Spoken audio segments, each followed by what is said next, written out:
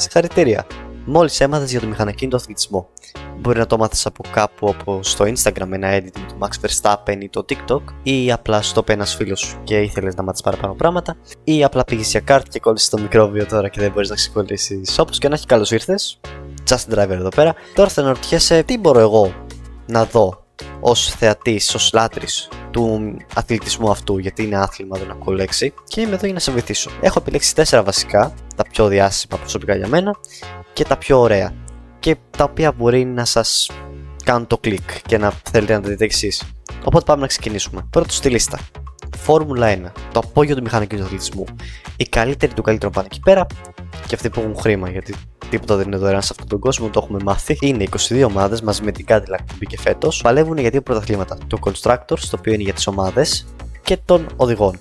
Στόχος είναι να τερματίσεις όσο πιο ψηλά μπορείς ή να πάρεις την νίκη. Τα αυτοκίνητα είναι σχεδιασμένα έτσι ώστε να έχουν πάρα πολύ downforce, οπότε πάνε και πάρα πολύ γρήγορα στις στροφές. Υπάρχει τρελή αδρεναλίνη, τρομερή στρατηγική και σίγουρα δεν υπάρχει χώρος για λάθη, που το κάνει ακόμη πιο απίστευτο το άθλημα. Προσωπικά εμένα μου αρέσει πάρα πολύ, είναι το πιο διάσημο στον κόσμο. Το προτείνω πάρα πολύ να κάτσετε να το δείτε, και φυσικά μεγάλο ρόλο παίζει και ο οδηγός, έτσι. Μιλάμε για ένα σκάκι με αυτοκίνητα. Παίζει πολύ σημαντικό ρόλο το τι θα κάνεις, πότε το κάνεις και πώς θα το κάνεις. Γενικώς η Φόρμουλα 1 τρέχει σε πίστες όπου μπορεί να είναι από δρόμοι όπως το Μονακό μέχρι και πίστες κανονικές όπως το Μπαχρέιν, Μόντζα, Ήμολα, Σιγκαπούρη, Σαουδική Αραβία, Μπαχρέιν. Το Μπαχρέιν. Γενικώς είναι το top level of motorsport. Όπως και να έχει. Μπορεί να μην σ' αρέσει όμως η Φόρμουλα 1, έτσι. Μπορεί να είσαι πιο πολύ τον oval. Μπορεί να θες να δεις απλά αυτοκίνητα να είναι μύτη με μύτη, να τρακάρουν συνέχεια και να γουστάρεις τη ταχύτητα. Καλώς ήρθες λοιπόν στην NASCAR. Τι είναι η NASCAR? Η NASCAR είναι το πιο διάσημο μηχανοκίνητο στην Αμερική.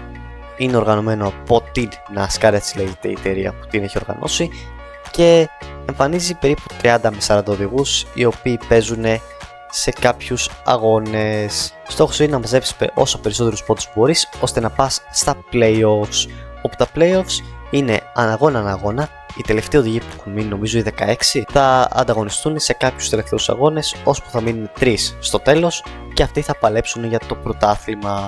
Τα αυτοκίνητα είναι παρόμοια με τα πραγματικά, είναι νομίζω Toyota, Chevrolet και Ford, αλλά είναι τελείως διαφορετικά στο εσωτερικό τους. Είναι τέρμα modified, το από πάνω μέρος είναι σαν κάλυμα, δεν είναι τίποτα παραπάνω, δεν έχουν φώτα, δεν έχουν τίποτα. Το μόνο που κάνουν είναι να τρέχουν.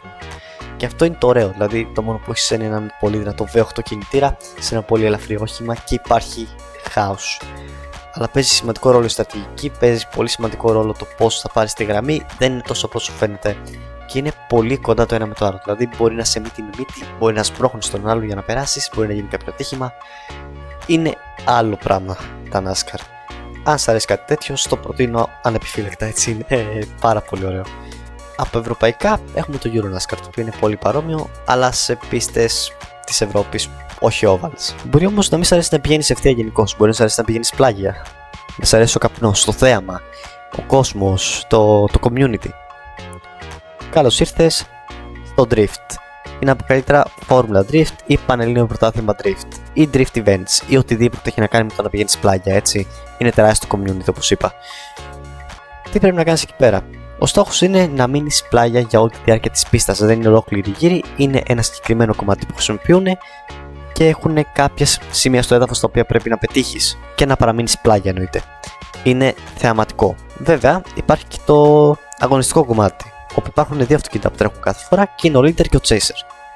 Ο leader, στόχος του είναι να πάει όσο πιο γρήγορα μπορεί, όσο πιο πλάγια μπορεί, να πετύχει τα σημεία τα οποία είναι βαμμένα στην πίστα και να πάρει όσο περισσότερους πόντους μπορεί να προχωρήσει στον επόμενο γύρο. Ο chaser, στόχος του είναι να μείνει όσο πιο κοντά στο αυτοκίνητο μπορεί και να μιμηθεί όσο πιο πολύ τις κινήσεις του, έτσι παίρνει πόντους. Μετά οι σειρές αλλάζουν, ο chaser γίνεται ο leader και ο leader ο chaser και κάνουν πάλι το ίδιο πράγμα. Μετά βγαίνουν οι πόντοι, βγαίνει το σύνολο και περνάει όποιος είναι στον επόμενο γύρο. Και ξαναγίνει το ίδιο πράγμα μέχρι τον τελικό που μπαίνουν 2 αυτοκίνητα μόνο, κάνουν το ίδιο πράγμα και βγαίνει ο πρωταθλητής. Εκεί πέρα θέλει πάρα πολύ έλεγχο, θέλει πολύ ακρίβεια, θέλει λίγο ταλέντο και θέλει πολύ σκληρή δουλειά. Μην το βλέπετε ότι είναι τόσο απλό το drift, δεν είναι. Δεν είναι καθόλου. Θέλει πολλή δουλειά, πολλή προπόνηση, είναι δύσκολο. Αλλά μπορεί να μην σ' αρέσει το drift, μπορεί να μην θες κάτι τέτοιο. Θες να είσαι έξω στον δρόμο, να μην είσαι σε πίστα, θες να τρέχεις με 200 χιλιόμετρα την ώρα σε χωμάτινο δρόμο. Το rally λοιπόν είναι για σένα. Τι είναι το rally? Το rally δεν είναι μύτη με μύτη, προσπαθώ να περάσω τον άλλον σε μια ευθεία ή ισοτροφές, ούτε καν. Το rally είναι time attack, hot lap ή οτιδήποτε άλλο μπορείς να πεις, ξέρω εγώ. Δεν είναι wheel to wheel racing όπως λέμε. Ο στόχος είναι να κάνεις όσο πιο μικρό χρόνο μπορείς σε κάποιες συγκεκριμένες διαδρομές. Και λέω διαδρομές γιατί δεν είναι πίστες. Είσαι έξω στον δρόμο, χωρίς σημεία ασφαλείας, σε βουνό εννοείται. Συνήθως είναι off-road οι αγώνες. Είναι 2 οδηγοί σε κάθε αυτοκίνητο, ένας είναι οδηγός και ένας οδηγός, όπου ο οδηγός πρέπει να οδηγήσει όσο πιο γρήγορα μπορεί από τα σημεία, ακούγοντας τον συνοδηγό του, που θα σας πω μετά γι' αυτόν, και να κάνει έναν καλό χρόνο. Έτσι τρέχει στο ράλι. Τι κάνει ο συνοδηγός? Ο του συνοδηγού είναι να πλέει στον οδηγό ποια στροφή ακολουθεί. Είναι, ξέρω εγώ, 4 left, 3 right. Δεν είναι μόνο μια διαδρομή ανά κάθε αγώνα, είναι διάφορες διαδρομές στο ίδιο βουνό. Όπως το Royal Acropolis, π.χ. για να καταλάβετε όποιοι το ξέρουν, ή το WRC, που το Royal Acropolis βασικά είναι στο WRC, αλλά τέλος πάντων έχουμε και πανελλήνια πρωταθλήματα νομίζω, αλλά δεν θυμάμαι κανένα. Αν σας αρέσει λοιπόν τέτοιου είδους υψηλής αδρεναλίνης, υψηλού ρίσκου και υψηλής ταχύτητας αγώνας, τότε το rally είναι για σένα. Αν σας αρέσει wheel to wheel, πολύ γρήγορο, downforce, στρατηγική και τέτοια, Formula 1.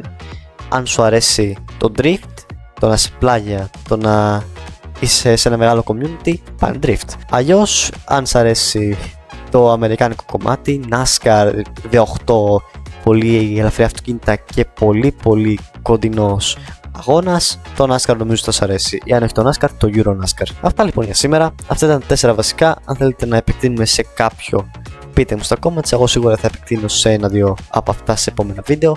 Κάντε ένα like, κάντε μια εγγραφή και εμείς θα το πούμε στο επόμενο βίντεο. Just Driver, out.